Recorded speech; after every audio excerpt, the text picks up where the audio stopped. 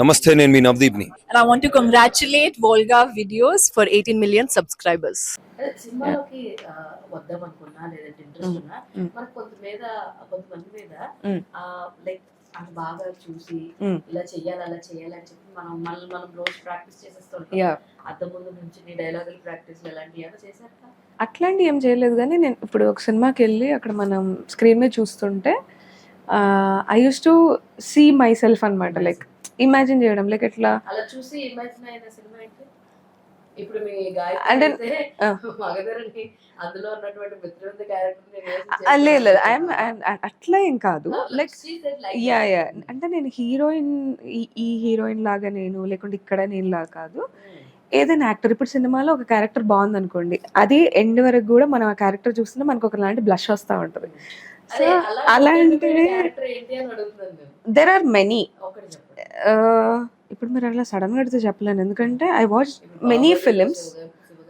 లేదులేండి, అనలేము because ఆవిడకున్న experience కి, ఆడుకున్న అందానికి, ఆవిడ చేసిన దానికి అసలు నేను I don't want to.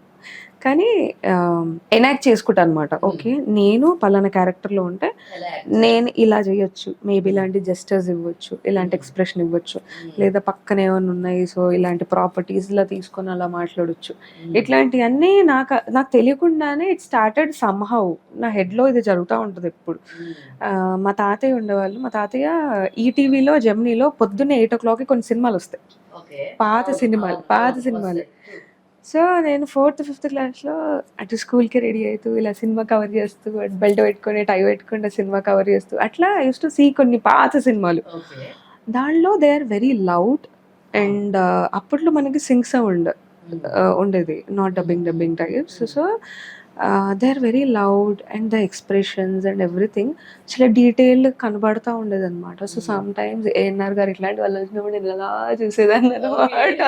He use to do this like మొహం అంతా కదులుతూ ఉంటుందండి, ఎక్స్ప్రెషన్స్ అసలు. ఓకే, అసలు ఎంత ఎఫర్ట్ పెడతారు వీళ్ళు అనుకునేదాన్ని. అండ్ నేను సినిమాలు చూస్తున్నప్పుడు ఏమనుకున్నాను, చిన్నప్పుడు ఆబ్వియస్లీ రీల్స్ కెమెరాస్ ఇవన్నీ తెలియదు కదా. సినిమా వచ్చిన ప్రతిసారి they will come act and they will go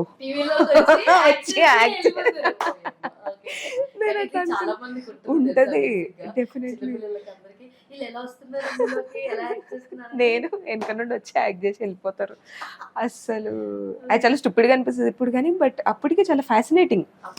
అలా ఉండేవాళ్ళం కాదు అసలు. That's how like I use to do. నాకు నచ్చిన క్యారెక్టర్ అట్లా నెక్స్ట్ చేస్తూ ఉండేది.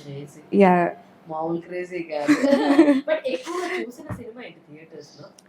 థియేటర్లో నేను ఎప్పుడూ సినిమా ఒక్కొక్కసారి చూసిన, బట్ మిర్చి ఎక్కువ గుర్తుంది నాకు, తులసి గుర్తుంది, అండ్ బాహుబలి ఆఫ్ కోర్స్.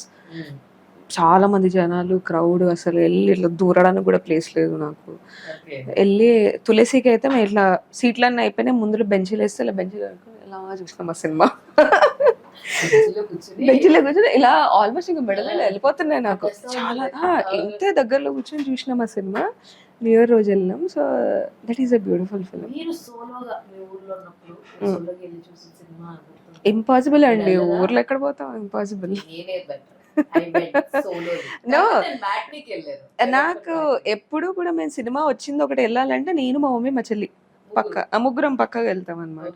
మా మమ్మీ తీసుకెళ్తారు, ఒక్కలం కష్టం అక్కడ. నేను ఇక్కడ చూసింది హైదరాబాద్కి వచ్చాక చూసిన నేను ఒక్కదాన్ని. మళ్ళీ టామ్ క్రూజ్ ది సినిమా చూసా, మిషన్ ఇంపాసిబుల్ అని. I like Tom Cruise, I love him.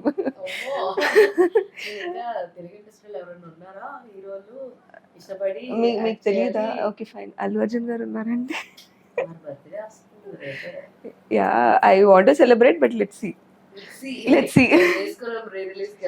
వెళ్ళాలి, ఐఎమ్ ప్లానింగ్. పుష్ప చెప్తున్నాను. బట్ బిఫోర్ పుష్ప మీకు నచ్చిన సినిమా ఏంటి? Arya 2. Sir I love that man ఆ సినిమాలో. ఆర్యా 2 చాలా క్లారిటీ. సిస్టర్ క్యారెక్టర్ అంటే ప్రపంచం చేయను అడగద్దు.